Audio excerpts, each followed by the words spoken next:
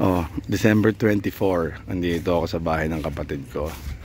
Bibisitahin ko. Ngayon ko lang makikita yung lumang loft ko. Ayan oh. 8x8 yan.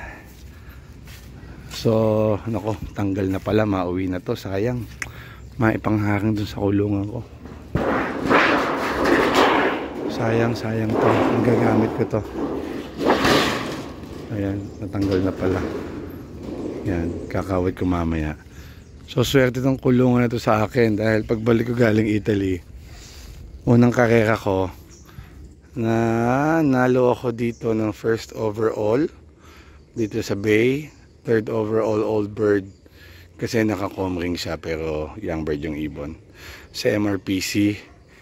And then naglap champ ako ng Irosin at saka ng Kalbayog.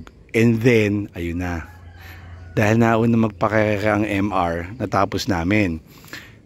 Then yung ibang clubs hindi nakatapos kasi nga ang nangyari, nag-declare ng avian influenza.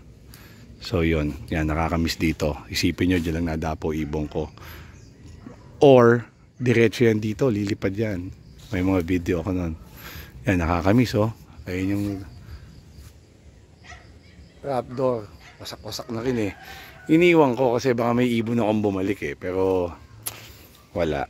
Salamat sa mga nanlalamba at ganoon. O kaya may nag-aalaga na sa kanila ngayon. Ayan, kukuhanin ko na lang tong yero.